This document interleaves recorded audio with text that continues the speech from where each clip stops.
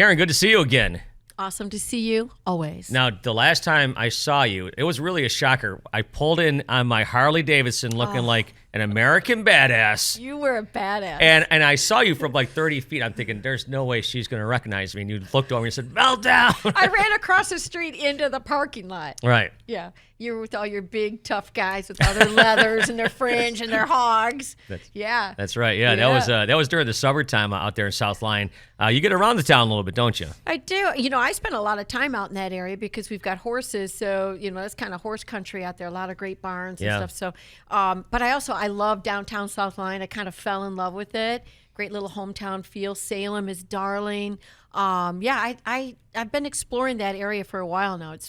I like it because it's untouched, at least for now. I'm sure they're going to start clearing all those beautiful woods, and I won't recognize the place on a drive-in one day, but I hope not. Yeah. Because that's the charm. So you got a bunch of things coming up here, which we'll talk about. You got your the Rocks you're playing in Rochester on December 9th. You also have Andiamo Showroom. That's coming up on December 17th, and a TV show, which we're going to talk about here coming up in a little bit. But the last time we talked to you, it was about this time last year, wasn't it? Was it? It was like, yes. I think near the beginning of the hockey season. It was the beginning of the hockey season, and fans were wondering where you were, that you weren't singing the national anthem, and you did get a call you did sing at least once last year, didn't you? I sang at 3 different games. 3 of them, okay. Yep. Very special games. There was like Alex Del Vecchio's birthday. Okay. So we did that. That was always kind of fun. I can say I sang happy birthday to Alex as well as Gordie Howe. Oh, is that right? That's kind of highlight for me, That's great. You know what? One time we were in the Olympia room and you introduced me to was I sober? To Ted Lindsay. Yeah.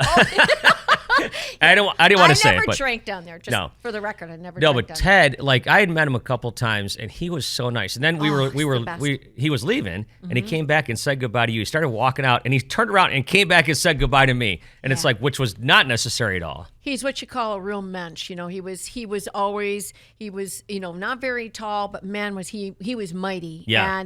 And his heart was the same way. Huge heart. I mean, the Ted Lindsay Foundation lives on and is going stronger than ever. I just sang at a charity hockey game, which, the Ted Lindsay Foundation for Autism is always involved in everything I do. Which one did you do over the weekend? I was at the one The one USA. I did over the weekend was the Heroes, oh my gosh, how'd they call it? It was for the Livingston Learning Center. And where was that game at? That was at CompuWare. Okay, I was there, but I got there late, so I missed you, yeah. Oh, you missed the anthem? I was running late. It was Metallica weekend, okay? Have some some mercy. I'm going to give you a pass. But what they call it, Heroes Hockey Town, and I forget what it's called. 3H. Yeah, I saw Dave Coulier and Drew and D-Mac and all those guys. That's right. They had D-Mac. Who else was out there? Johnny O. Yep, Johnny O. Joey got hurt early. Had to leave. Oh, he did? Yeah, he didn't even play very long. But I was at the game. I didn't notice that. Yeah. So I was bidding on all the silent auction items. There you go. Good. Do you know what I got? Oh my God! I literally had to friendly fight with a gal who really wanted the signed Fedorov jersey. Okay. I shouldn't. Well, hopefully my son doesn't hear this because it's a surprise for him for Christmas. Mm-hmm. So I got the autographed Fedorov jersey. Super excited. Yeah, my son wore number 99 for the first few years of his hockey career because of Fedorov, who he'd never seen actually play, but he saw highlights of him, and he's like, this guy, Seger was poetic to watch. Mm-hmm. He was it was almost like watching a figure skater, a dancer. He was so amazing. Some guys, it's like dancing or the way people play ball or whatever. Everyone's got their own style. I loved Sergei's style. Mm-hmm. Yeah. What was your relationship like with some of the players? You know what? I mean, back in the day, I was the same age as they were. Now I could be their grandmother, I swear to God. right. Or at least their mother. I shouldn't say grandmother. That's not nice to me. But we were all pretty much the same age. So they were peers, if you could say, in terms of age. But they were really great. Some of the nicest athletes I've ever met in my life. I still believe that the nicest athletes are hockey players. And I think a lot of that has to do that they start out young. They're coming from other countries. They're Canadian. So there you go. Right. I mean, it doesn't get any nicer than that. Mm-hmm. And I think that they just really appreciate where they've landed, what they're doing, and they appreciate everything that's happened to get them to the point where they're superstar status and in the National Hockey League. I had great friends like Bob Probert. Sheldon Kennedy was super, just a great guy. Loved him so much. Chris Draper, Ozzy, of course, Joey Coaster, I still see for a lot of, he's so charitable, and everything that he does is I try to get out to as much as I can. D-Mac, come on. Yeah. I actually sang background for Darren's band, for Grinder. I did. You were the highlight of the band. No, it was kind of scary, actually. Really, yeah. A little bit more intense, yeah. It was intense, but he was great. So, yeah, I had some very good friendships back then, and I can still say that we're friends today as well. So when you would go to sing the national anthem for these games, so kind of run us through with that half hour or whatever. Would you go down there and you talk to Al or whatever? You go out there, sing the national anthem. Of course, you got to do your little harmonica. That's and right. then you would come back and then you'd have certain seats you could sit in and watch the game, right? Well, my season tickets for all those years, with the exception of LCA, because I didn't get season tickets when they moved over. Okay. Didn't matter. I'd either not stay because I had something else to do, or I would stay and get great seats myself. But my season tickets were up in the nosebleed section. Oh, really? See, I always Lewis. thought you were down below. No, listen, I'm not complaining because it was awesome. Because the people that sat up, when you sat up there, you were really more part of the game than you ever could be in a suite. And I got to know a lot of the people in that section, and it was a blast. I stopped sitting in my seat when I got pregnant with my twins. Okay. Because by the time I got halfway up the stairs, I was huffing and puffing. I'm like, I really don't feel like having these kids right here. So, but it was great. And what year did you start singing the national anthem for the Wings? I want to say I should know the answer to this like that, right? But I think it was like 98. Is that right? After they already won a cup. No, I'm sorry. That's when I released my first album. Okay. Sorry. Okay. Wrong highlight. No, it was, oh my God, no, it was 89, 90. You were off by that long. They were off by that far. So all right, so fact check me on this. But I was singing for the Pistons. Yeah.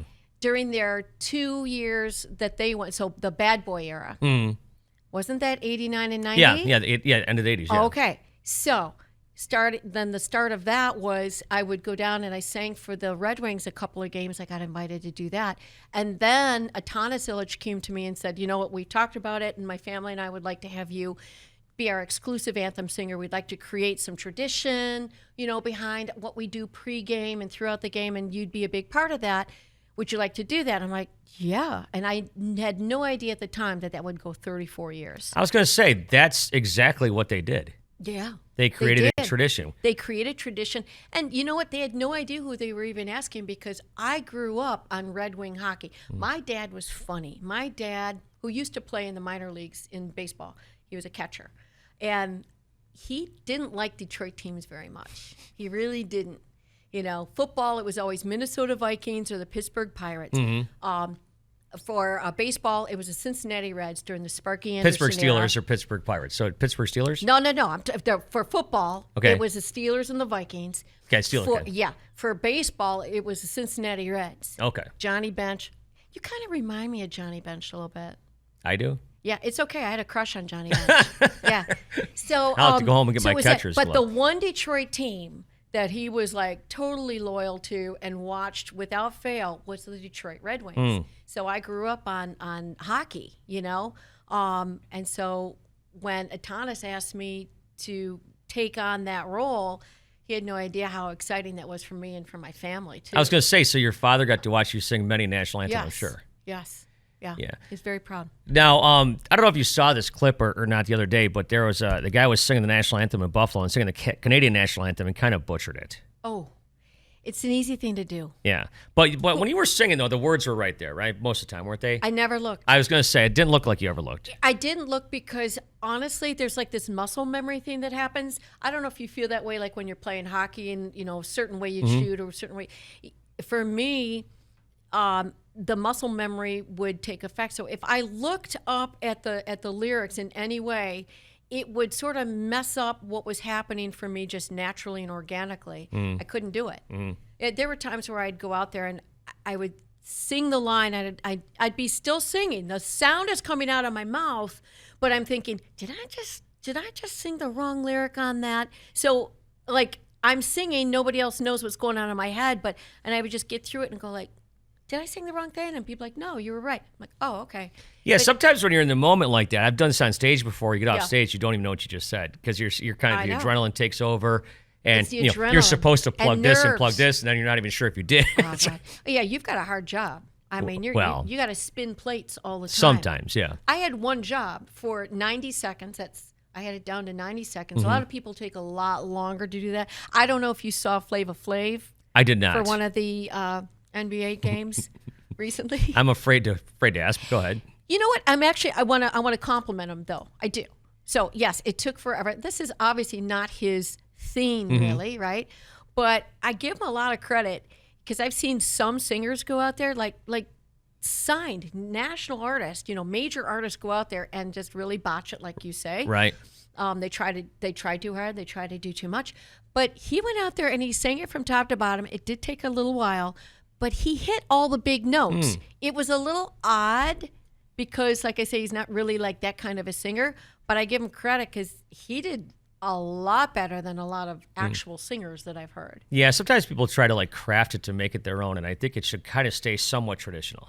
Thank you. Yeah. That's exactly right. I mean, the minute you put yourself into that and go, this is about me, this is about how I sound, this is how people perceive me, then it's not going to come off genuine. Yeah. You Yeah. got to sing about the war and the bombs bursting. That's right. What? What is that? Let's talk about the Canadian anthem. That's so pleasant. Was that a tough one to sing? No. It's so lovely. Yeah.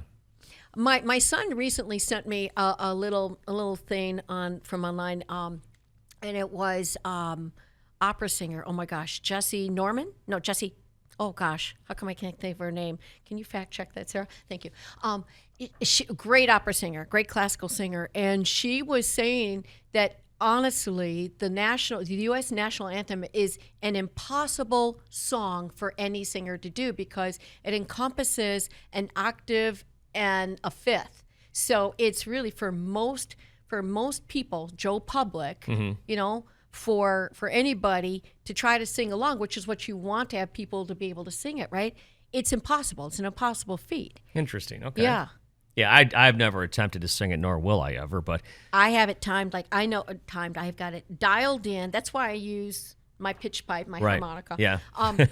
Because if I am even a half step too low or too high, I'm not going to be able to go the distance. So that's why over the years, I dropped it a half step over the years as your voice changes, whatever.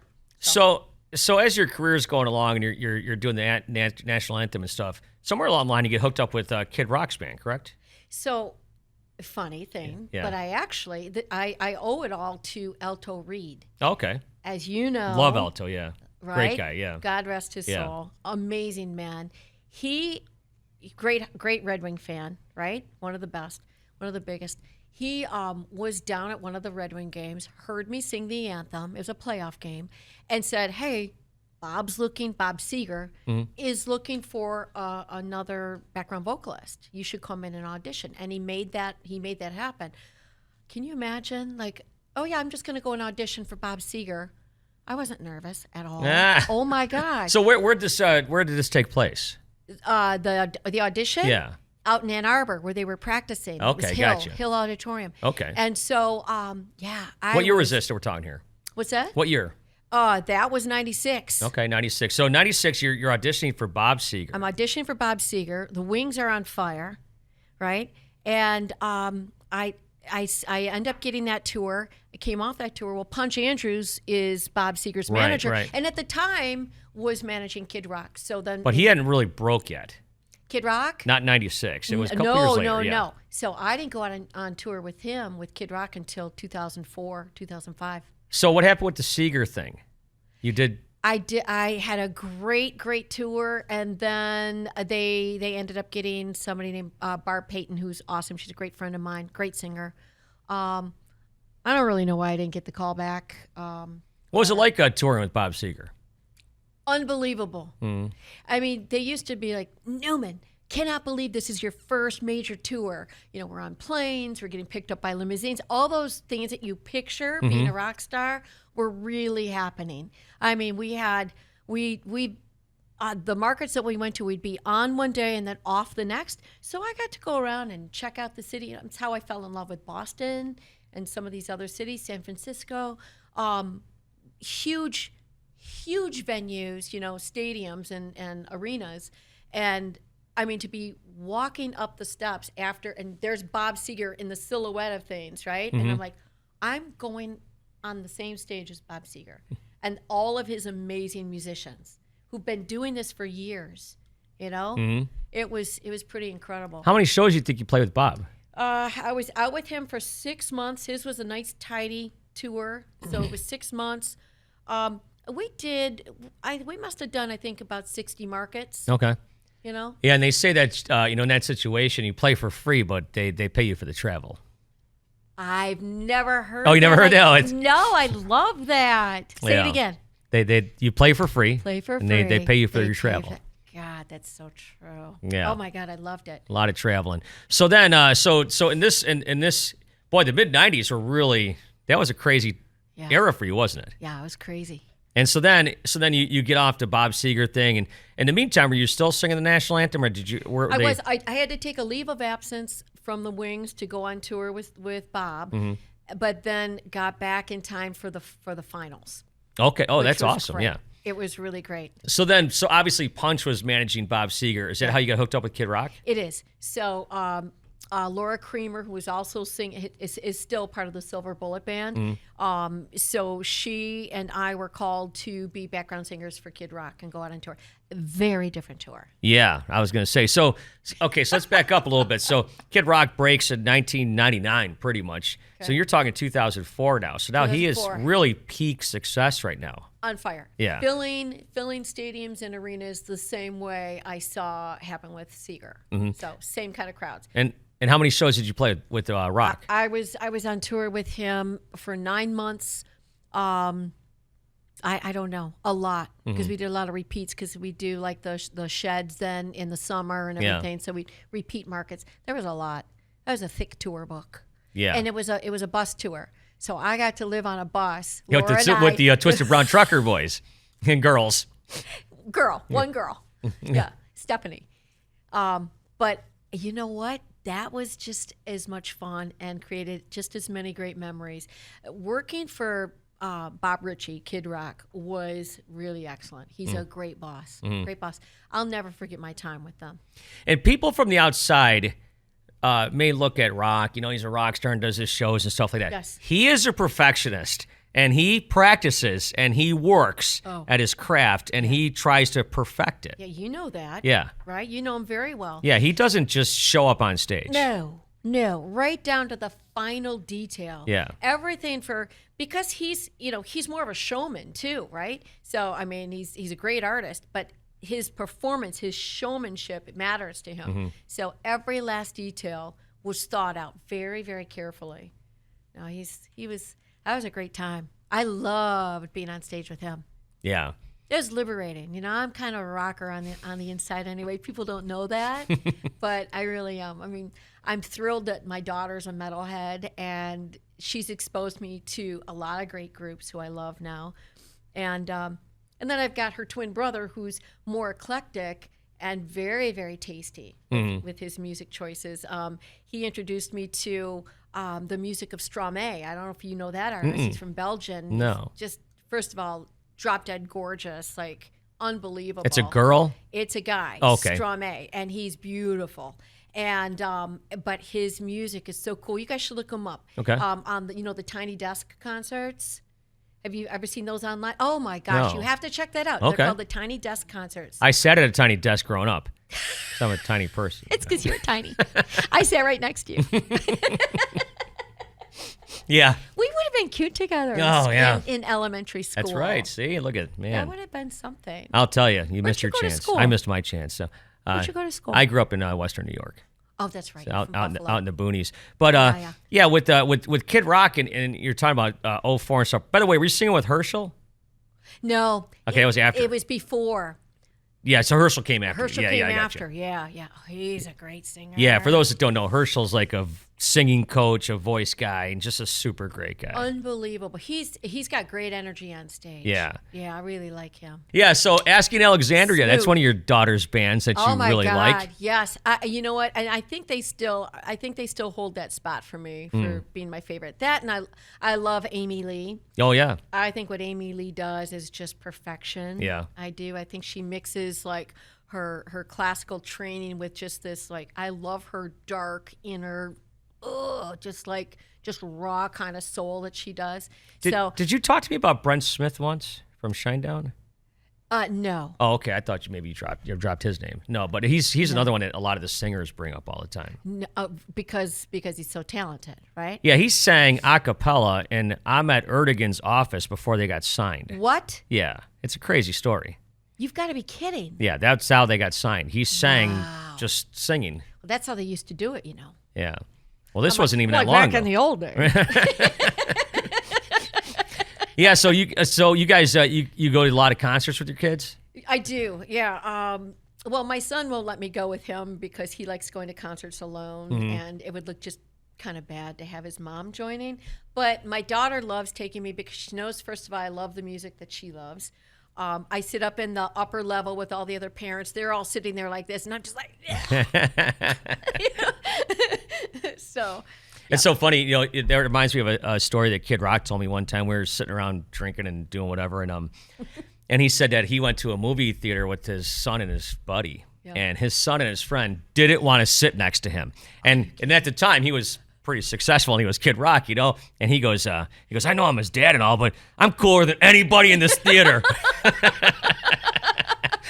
It was so funny. So funny. Yeah. Yeah. Junior was never all that impressed. No. Yeah, he's a great kid too. Yeah, he's grown up. Yeah. Yeah. So, all right. Well, let's talk about your shows that you have coming up. You have a lot of stuff happening. So, has Christmas kind of become now your thing? Well, yeah, I mean, over the years, I've been doing my Christmas shows almost as long as I've been doing the national anthem. Oh, is that right? Okay, yeah. I didn't realize that. Okay. The Christmas thing, though, for me, kind of spawned out of the Bob Seger tour. I came off that tour, and then local producer and writer Bob Stewart called me and said, "Hey, you know, you're off tour. Can you come in and do some demos for me for some?" Because he's a country writer. I said, sure. And he goes, hey, I've got this cute little number. It's kind of like swingy. It's called Christmas Eve on Woodward Avenue. What a great. Would you put your voice on that? I just got chills. Sure. It's awesome. So it was July. He had the string lights up in the studio, tiny little studio over there in Birmingham. And we laid that thing down, and little did I know that was going to turn into what it did. You know, a lot of the radio stations in town really supported that. And I think it was just kind of a throwback. It's got kind of a retro feel. Very much so. Right? It takes you back to a bygone past, for sure. A bygone past, you know, the Hudson's building. And it reminds you of something like the opening scene from, like, the Christmas movie, the Christmas Story. Yeah, the Christmas Story. Yeah. Something like that. Yeah. Where, you know, like the snow's falling and people are shopping and being nice to each other on the street and the whole thing. Very Rockwellian. Yes. So that's kind of how it started. And then Joe Vicari out at Andiamo Celebrity Showroom said, you know, you ought to think about doing a live show. And immediately I, you know, like had a panic attack and I got really nervous.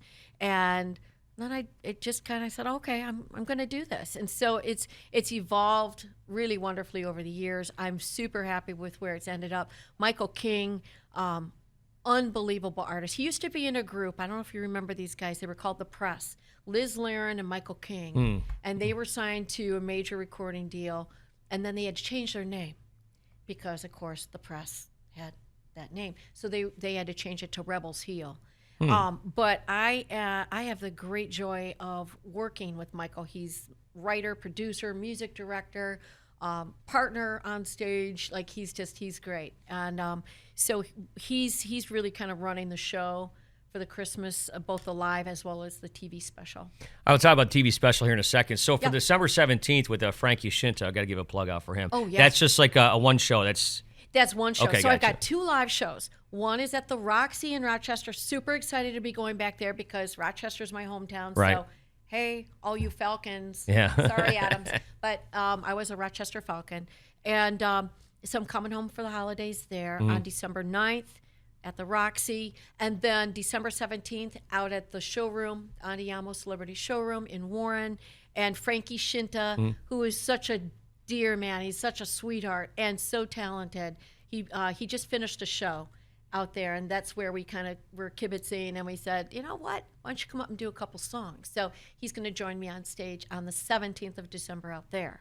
Yeah, I know that. I don't know. This weekend, as we record this, John Waite's playing. I love John Waite. Love John Waite. He's out there. Yeah, he's a great guy, too. Is he? Super nice guy. Who haven't you met? Oh, Pee Wee Herman. I talked about that this morning in the hockey locker room. That's another story. You know who I never met? Who? There's 3 guys I always regret never meeting. Who? Dale Earnhardt, Oh. Lemmy from Motorhead, and Bob Probert. I never met Bob. You never met Never Bob met him. Probert? And you know Danny Probert, obviously, right? Sure. Great friend of mine. Love her. And she asked me, she goes, how did you never meet Bob? I go, because he wasn't allowed in the country half the time. You know? So, anyways, but I've done his motorcycle ride a bunch. Yes. And great people over there in I need to Canada. get back out there for that. I don't know if they're doing it anymore, but I got to lead it one year with Scott Parker from the Colorado Avalanche. It was really great. If Danny's doing anything else like that, you let me know. For sure, yeah. Okay? Well, I want to talk to you before we wrap things up here about your TV show, because I'm usually never home on Christmas Eve, but I am definitely going to set my DVR. Good. 7 p.m. It's right before It's a Wonderful Life, which everybody still loves watching. Yeah. And it's on WDIV Channel 4. I'm super, super thrilled to have the show coming back to where I feel comfortable and like it's home for me. Channel 4 is home for me after all those years of doing the parade and everything. But it's called Motor City Christmas, which is actually featuring my newest song. It's kind of the answer to Christmas Eve on Woodward Avenue. This is called Motor City Christmas, and it's just very positive and uplifting, and it, definitely gets you in the spirit. Written and produced by Michael King. And this show is like a half hour long? It's an hour long. Hour long, okay. And there's other guests and stuff? I've got Michael King. I've got Sonia Lee on violin. I've got Big Greg Brown, who I love. And I've got Larry Callahan and the Selected of God Choir. And you've already recorded this? I'm still actually filming. Most of it is done, but I still have, I think, 2 or 3 more days of filming to do, because the show is basically like our music videos, and then we do a couple things live. Gotcha. So, if you're looking for an elf, you know where to go. So, No, I'm very fortunate that I've got Feldman Automotive sponsoring that for me. Gardner White, who, of course, single-handedly has stepped into the Art Van shoes, and Gardner White has brought back the Thanksgiving Day Parade, which looked, kind of risky that it was going to go away for a minute, but thankfully they came back. They are a big sponsor of the show. Feiger Law is a sponsor of the show. Yeah, I think that's... Oh, and Beaumont Children's. Okay, and you're going to just talk about that. So on your socials and stuff, you're doing all sorts of charitable stuff. Well, you know what, Milton? I got approached by Beaumont Children's, and in particular Children's Miracle Network, and they asked if I could be sort of an ambassador for them and just help get the word out. They have their annual fundraiser every year right about this time. The reason why I said yes was because I love what they do, and I appreciate what they do for kids right here in Southeast Michigan. Beaumont's Children is the only hospital that's affiliated with Children's Miracle Network, and they support all the programs at Beaumont.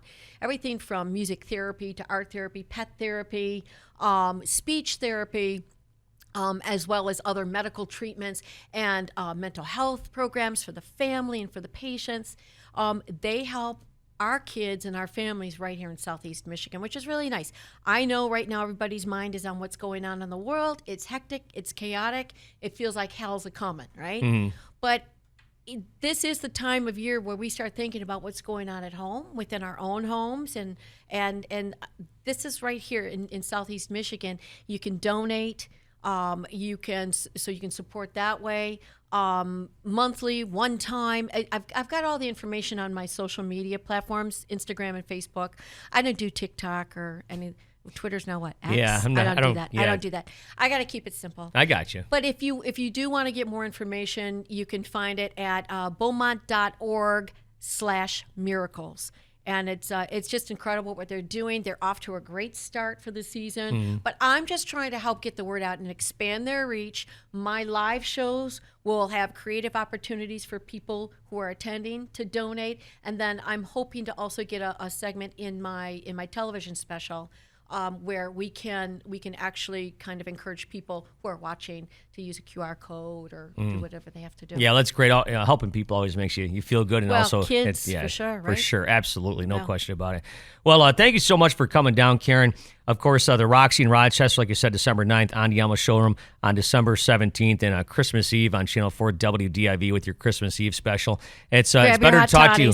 It's what? Grab your hot toddies. Yeah, right. Yeah. Oh, my God. I'll have a few of those for sure. But it's better to talk to you in person than driving down M14 or whatever you're doing last time. So that's what I was doing, wasn't I? I was like, getting the sun. I'm like, hey, no, stay right here. The sun looks good. Yeah, right.